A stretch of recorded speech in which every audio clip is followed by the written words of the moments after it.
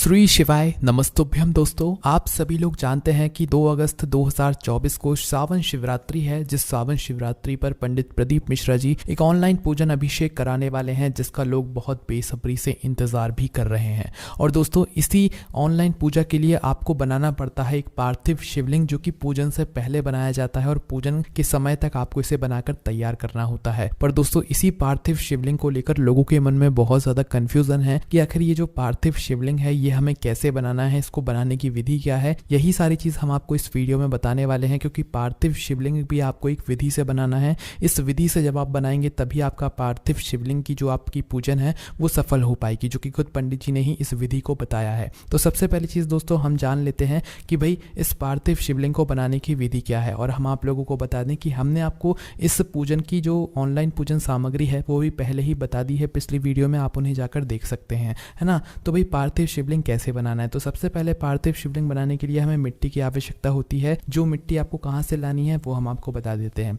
देखिए, अलग अलग जाति वर्ण के लोगों को अलग अलग तरह का वैसे शिवलिंग बनाना चाहिए, पर अगर हम ऐसे बताएंगे तो आप उसमें कंफ्यूज हो सकते हैं। इसीलिए अगर हम आपको एक सादा सा जवाब दें तो भाई आप लोग एक मिट्टी का, काली मिट्टी का जो है आप लोग यहाँ पर शिवलिंग बना सकते हैं, जिसके लिए आप लोगों को यहाँ पर काली मिट्टी लानी पड़ेगी। पर ये काली मिट्टी आप लोग कहाँ से लाएंगे? देखो, अगर आपके घर के बाहर अगर आपको कहीं से अच्छी शुद्ध वाली काली मिट्टी मिल सकती है तो भाई आप वहां से काली मिट्टी लेकर आ जाए। और अगर कोई व्यक्ति भाई घर से बाहर नहीं जा सकता या उसके घर के बाहर कोई मिट्टी नहीं है तो भाई उस जगह पर फिर आप अपने ही घर में जो मिट्टी हो, चाहे वह गमले की हो, चाहे फिर वह किसी पेड़ के नीचे की हो, आप वह मिट्टी ले सकते हैं। पर जो भी मिट्टी ले रहे हो वह शुद्ध होनी चाहिए विशेष रूप से, ना। चाहे फिर वह कोई सी रंग की मिट्टी हो चल जाएगी, पर मिट्टी शुद्ध होनी चाहिए, ठीक है। पर ध्यान रखना, तुलसी जी के पौधे का जो गमला होगा भाई उस गमले में से मिट्टी मत लेना। तुलसी का पौधा जहाँ पर लगा हुआ हो उस गमले से मिट्टी आप लोगों को नहीं लेना है ना। और मिट्टी को शुद्ध वाली जो मिट्टी हो उसी को लेना। जब आप मिट्टी लेकर आ जाएं, चाहे बाहर से लेकर आएं, चाहे अपने ही घर के अंदर से गमले से या पेड़ के नीचे से ले लें, तो भाई सबसे पहला काम आपका ये रहेगा, उस मिट्टी को बाहर निकालने के बाद जो शिवलिंग के लिए आपने निकाली हुई है उस मिट्टी को आपको शुद्ध करना। मिट्टी को शुद्ध करने के लिए आप अपने घर में जो गंगा जल रखा हुआ है उस गंगा जल से जो है उसको शुद्ध कर सकते हैं। गंगा जल नहीं है तो भाई कोई जल के पात्र में थोड़ा सा शुद्ध देसी गाय का दूध डालकर उससे भी आप लोग इसका थोड़ा सा सींचन कर सकते हैं, ऊपर से थोड़ा सा ये जल छिड़क सकते हैं ताकि ये मिट्टी जो है शुद्ध हो जाए, ठीक है। ये भी नहीं है तो फिर एक जल के लोटे के अंदर बेलपत्र डालकर भी इसे शुद्ध कर सकते हैं ना उस जल से।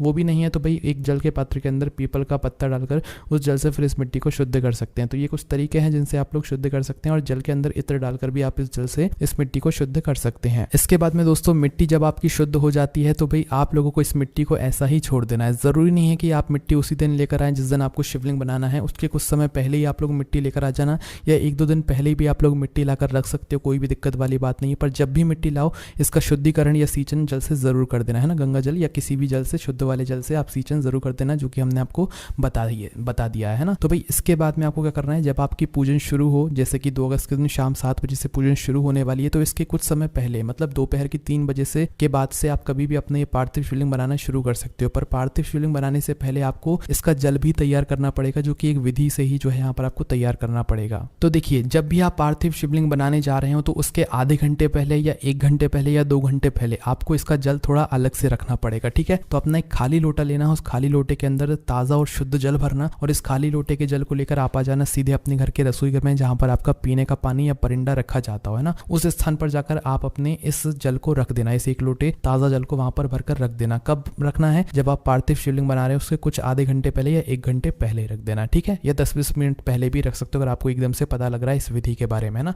पर आधे घंटे पहले आप लोग रख देना। जल जब आप भरकर रखो तो उस जल को एक कटोरी से ढांक देना, और ढांकने के बाद उस जल की कटोरी के ऊपर आप एक चावल का दाना रख देना, है ना। क्योंकि इसी जल से जो है हम लोग पार्थिव शिवलिंग का निर्माण करने वाले हैं, और इस जल के अंदर 33 कोटि देवी देवता का यहाँ पर भाव आ जाएगा जब आप इस तरीके से अपने घर के रसोई घर में इस मतलब जल को रखेंगे। क्योंकि आपके घर के रसोई घर में आपके पितृ भी रहते हैं, अन्नपूर्णा भी निवास करती है, और 33 कोटि देवी देवता दिन भर में एक समय पर जरूर आपके घर के रसोई घर में यहाँ पर आते ही आते हैं ना। तो उन सभी का जो है इस जल के अंदर भाव आ जाएगा। अब जब आप पार्थिव शिवलिंग बनाने के लिए आ रहे हो तो भाई उस समय आपको क्या करना है, अपना ये जो जल है इसे उठाकर लेकर आ जाना है, और अपने साथ में एक पात्र लेना है जिसके अंदर आप लोग पार्थिव शिवलिंग बनाने वाले हैं ना। एक पात्र लेकर अपने साथ में एक बेलपत्र भी जरूर रखना, क्योंकि कभी भी कोई भी शिवलिंग सीधा पात्र के अंदर या जमीन के ऊपर नहीं बनाया जाता है, क्योंकि बेलपत्र को मतलब रखने की शक्ति हर किसी के अंदर नहीं होती है, वो एक बेलपत्र के अंदर ही होती है। तो आपको क्या करना है, अपनी एक बेलपत्र लेकर आना है, अपना खाली पात्र लेकर अपने ही घर में किसी अच्छी सी जगह पर या भगवान जी वाले स्थान पर जाकर बैठ जाना है। बैठने के बाद सबसे पहले अपना वह पात्र आपको अपने सामने रखना है, अपना जल का पात्र भी अपने साइड में रखना है, जो आपने अपने घर के रसोई घर में रखा हुआ था उसे उठाकर लेकर आ जाना है, ठीक है।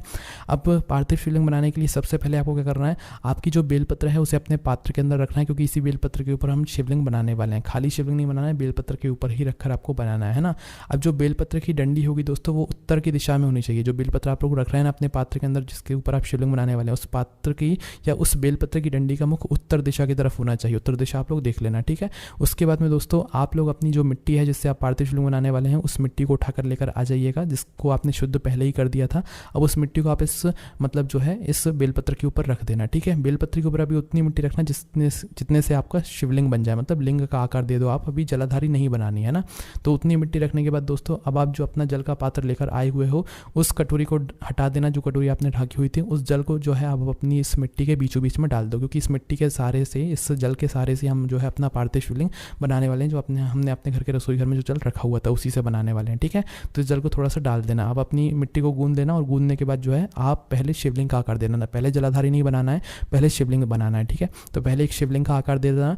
जैसे ही आपका पहले शिवलिंग का एक आकार दे देते हो आप लोग, उसके बाद में क्या करना है आप लोगों को साइड साइड में मिट्टी डालकर जलाधारी का आकार देना है ना। कैसे देना है, जलाधारी का आकार देना है। पहले आपको शिवलिंग बनाना है, मतलब लिंग का आकार देना है, उसके बाद में साइड साइड में आपको मिट्टी डालकर और अपनी पानी की सहायता से जो है जलाधारी बना लेनी है। जैसे ही आपका ये पार्थिव शिवलिंग इस तरीके से बन जाता है, अब आपको जो है कुछ समय के लिए से भगवान जी वाले स्थान पर या शुद्ध वाले स्थान पर रखे रहने देना है, ठीक है। अगर आप पूजन के 1-2 घंटे पहले भी पार्थिव शिवलिंग बनाकर तैयार कर लेते हो तो भी कोई दिक्कत वाली बात नहीं है, आप इसे बनाकर वहीं के वहीं रख देना। अभी आपको इसका कुछ नहीं करना है। जब शाम को 7 बजे 2 अगस्त के दिन ऑनलाइन पूजन अभिषेक शुरू होगा तब जाकर आप लोगों को जो है ये पार्थिव शिवलिंग अपनी पूजन वाले स्थान पर रखना पड़ेगा, ठीक है।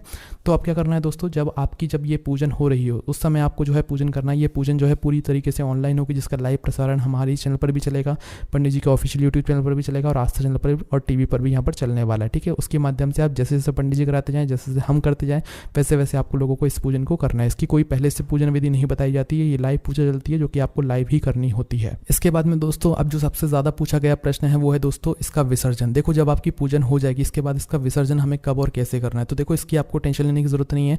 ये हम आपको उस समय भी बताएंगे आपको विसर्जन कैसे करना है, क्योंकि मनोकामना बोलनी पड़ती है विसर्जन करते समय, पर जब भी हम आपको अभी भी बता देते हैं कि आपको इसका विसर्जन कैसे करना है। देखो जो ऑनलाइन पूजन अभिषेक है वो हो जाए उसके बाद का हम आपको बता रहे हैं। तो देखो ये जो पार्थिव शिवलिंग है इसका विसर्जन हम रात्रि में नहीं करते, जो भी और दिन होते हैं उन दिनों में हमें जो है दिन के समय में भी शिवलिंग बनाना होता है, पार्थिव शिवलिंग बनाना होता है, उसका विसर्जन रात होने से पहले पहले कर देना होता है। पर जब सावन महीने की शिवरात्रि होती है तो इस शिवलिंग को हम पूरी रात भर रख सकते हैं। ये पंडित जी ने खुद बात ये कही है, ठीक है।